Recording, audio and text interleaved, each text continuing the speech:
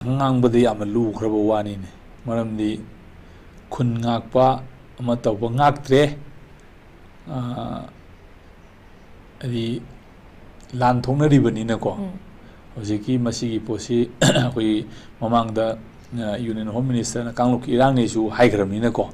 ꯃꯗꯨ ꯀꯥꯡꯂꯨꯞꯀꯤ ꯏꯔꯥꯡꯒꯤ ꯃꯤꯠꯌꯦꯡꯗꯨꯗ ꯌꯦꯡꯉꯒ ꯀꯥꯡꯂꯨꯞ ꯇꯣꯉꯥꯟꯅ ꯅꯛꯅꯅ ꯇꯥꯕ ꯃꯐꯝꯁꯤꯡꯗꯗꯤ ꯍꯥꯏꯕ ꯚꯤꯂꯦꯖꯗꯨ ꯄ꯭ꯔꯣꯇꯦꯛ ꯇꯧꯅꯕꯒꯤꯗꯃꯛꯇ ꯃꯣꯏꯒꯤ ꯈꯨꯟ ꯉꯥꯛꯄ ꯁꯦꯝꯒꯠꯂꯒ ꯚꯣꯂꯨꯟꯇꯤꯌꯔ ꯇꯧꯔꯒ ꯃꯗꯨꯒꯤ ꯂꯥꯟꯗꯨꯗꯒꯤ ꯗꯤꯐꯦꯟ ꯇꯧꯅꯅꯕ ꯚꯤꯂꯦꯖꯗꯨ ꯀꯟꯅꯅꯕꯒꯤꯗꯃꯛꯇ ꯁ꯭ꯇꯦꯠꯅ ꯆꯞ ꯆꯥꯅꯁꯨ ꯃꯗꯨꯒꯤ ꯗꯥꯏꯇꯗꯨ ꯂꯧꯗꯕ ꯑꯗꯩ ꯂꯧꯕ ꯉꯝꯗꯕ ꯑꯗꯩ ꯁꯦꯟꯇꯔꯒꯤ ꯄꯣꯠ ꯃꯌꯥꯝ ꯉꯝꯗꯕ ꯃꯌꯥꯝ ꯑꯃ ꯂꯩꯔꯤꯕ ꯄꯣꯠꯁꯦ ꯃꯁꯤꯗꯒꯤ ꯈꯨꯟ ꯉꯥꯛꯄ ꯍꯥꯏꯕ ꯃꯥꯒꯤ ꯂꯣꯟ ꯑꯃ ꯀꯟꯁꯦꯞ ꯑꯃ ꯊꯣꯛꯂꯛꯏꯁꯦ ꯃꯁꯤ ꯊꯣꯛꯂꯛꯄꯅꯤꯅ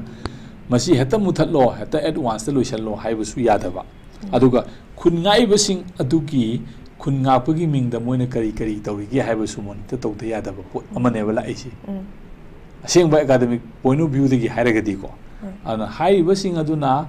ꯀꯃꯥꯏꯅ ꯇꯧꯔꯤ ꯃꯗꯨꯅ ꯑꯇꯣꯞꯄ ꯅꯣꯔꯃꯦꯜ ꯂꯥꯏꯐꯁꯤꯡꯗ ꯀꯌꯥꯝ ꯗꯤꯁꯇꯔꯕ ꯇꯧꯔꯦ ꯅꯠꯇ꯭ꯔꯒ ꯇꯧꯗꯦ ꯑꯗꯨꯒ ꯃꯣꯏꯅ ꯀꯌꯥꯝ ꯁꯤ ꯇꯧꯔꯤ ꯍꯥꯏꯕꯅꯆꯤꯡꯕꯁꯤꯡ ꯑꯁꯦ ꯃꯁꯤ ꯑꯩꯈꯣꯏꯅ ꯍꯦꯛꯇ ꯆꯤꯟꯗꯒꯤ ꯃꯄꯥꯟꯗꯒꯤ ꯃꯤꯠꯌꯦꯡ ꯈꯔꯗꯒꯤ ꯍꯥꯏꯕꯁꯤ ꯑꯩꯗꯤ ꯃꯁꯤ ꯍꯥꯏꯅꯤꯡꯗꯦꯕꯀꯣ ꯑꯗꯨꯅ ꯃꯁꯤꯒꯤ ꯃꯣꯔꯦꯜ ꯔꯦꯁꯄꯣꯟꯁꯤꯕꯤꯂꯤꯇꯤ ꯃꯌꯥꯝꯁꯤꯡ ꯑꯁꯦ ꯄꯨꯝꯅꯃꯛꯀꯤ ꯗꯥꯏꯇꯗꯤ ꯁ꯭ꯇꯦꯠꯅ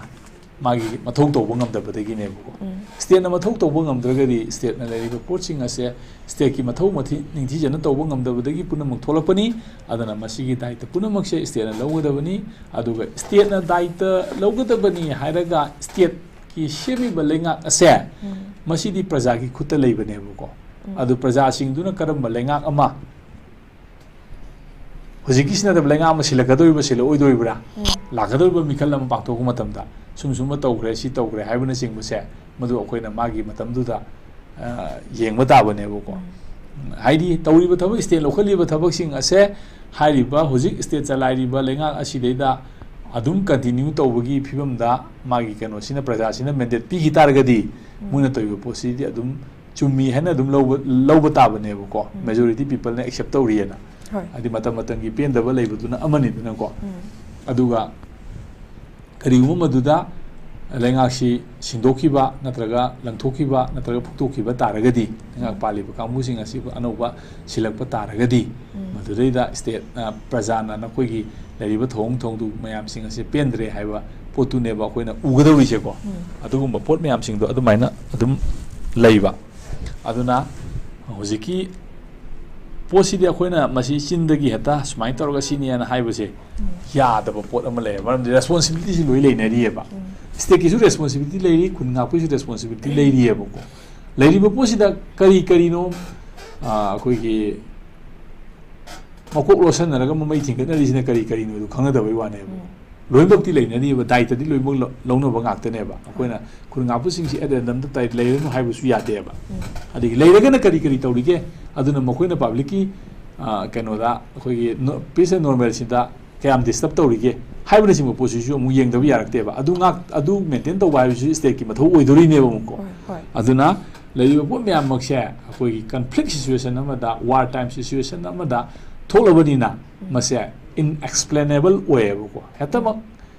सिनियना हाइबा यादबा पोट मयाम लेबको अदुना सिनी हुजिक लेरिबा पोसिंग असे अदुगा पूरा थादोगा हेता नोइ तौरो हाइबसु यादबा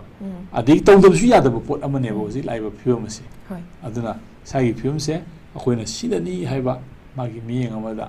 सताउना हाइबा यादबा फिबमदा लेरि हुजिक थागचरी ओजा अदुगा अखोइगी मतम सांगना माहिरोइ खुनाइ अमदि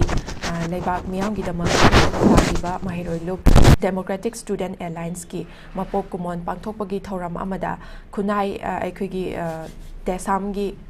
प्रेसिडेंट ओइबिरिबा सोमोरजिन फुंदोखिबा वफमदा खुनाइ असे हिंबा नत्रगा सिबा हाइबसी महि मसिंग कांगनोनगा मरि यामना लैनै हाइबा वफमदुने ओजा वफमसिगी मतंगदा करी ओजागी ओइबदि करी हाइबिनिंगे मसीदी अखोइगी प्लेटो की कंसेप्ट ऑफ एजुकेशन दा गी अदुम हाइरगा लाबनेबा खुनाइ मा हिंबा नत्रगा सिबा हाइबसे मागी लेरिबा एजुकेशन सिस्टम दुगी मागी लेरिबा मदुदा मखा पोनबनी अमदि मी पीपल कॉन्शियसनेस अदुनबु एजुकेशन हाइसिननको माय डोमेन मरीसी फुलफिल तौगदबनेना हाइरिबनेबको मसीगी मखादरी थोदोना मसीगी मतंग थोदोना अखोगी हाइनिंगाई कैसु लेते अदुबु लमदम मसीदेदा करम मखल की एजुकेशन सिस्टम चथरीके खुनाई ही हानरिबो खुनाई लोइसलगा अनौब खुनाई लोन मै एस्टाब्लिश तौरनबगी चथरीब्रा नत्रगा हानगी सी कंटिन्यू तौनब चथरीब्रा हाइबसिनेबा हुजे अखोइदा लेरिबो वाहंगदी सिस्टम ऑफ एजुकेशन सिलेदा अखोइना लाइक एजुकेशन नामा हाइबसिदेदा अखोइना से ब्रिटिश पीरियड लेरंबा एजुकेशन सिस्टम दा हानगी लेरिबा मफम सिदा सनरंबा इंस्टीट्यूशन पुनमक्सी मुथलकांदा मोगी ब्रिटिश की लेरिबा मॉडल दुदैदा एस्टाब्लिश तौननबा एडमिनिस्ट्रेटर क्लार्क अदगी लेथनको सुम मैम सेमनबा एजुकेशन मोगी एडमिनिस्ट्रेशन दा हेल्पफुल होइननबा वेलफेयर होइननबा सिस्टम मैम सिंखलमेबको अदुगी पोतु अदुसु एजुकेशन मखल अमनेबा मरमदी ब्रिटिश की खुनाई हिंगनबगिदमक्ता एक्सपांड तौनबगिदमक्ता अदगिदी से मीगी मिलगी लोंदा imperialism is justified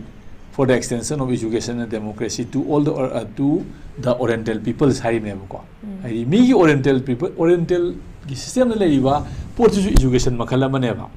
adu muthalla kandu da mokoi gi british education expand tawba haibase akoi gi imperial madu expand tawnabagi da makta imperialism se darkar leina mi gi keno du da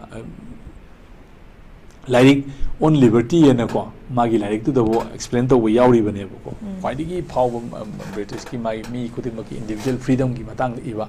on liberty दुदा अददे याव imperialism is justify तवी for the extension of the education and the democracy to the oriental peoples हाइरिमनेबको अदुना मसीगी पोसिदी मियेंग हाइदुनी अद मियेंग दुगी मखादा अइना थमनिंगबदी अखोगी लेबासिदा करम मखल की एजुकेशन मही मसिंग कांगलोन चथरीगे हाइबदुनेबको अद मसिना अखोगी हानेगी लेरिबा ट्रेडिशनल वैल्यूज मैम सिंग अदो हुजिक चथरीबा एजुकेशन सिस्टम सिना मेंटेन तौरिब्रा तौद्रिब्रा तौद्रगदी अखोइना करी छात्रगी लुप अमोइना महिरोइ लुप अमोइना करी अहुम पुरकनबा होनरे करी होनगदौरी हाइबसिंग असे मसाइ सिदा ओइना मियंग थमनिंगेबको अद मागी एजुकेशन की डेफिनेशन दु नतबा कोइगी करी अहोंग पोराका कमाई तौगदगे हाइबा पोतो मदुदो ओइना इदी मियंग थमगा संगेलनिंगे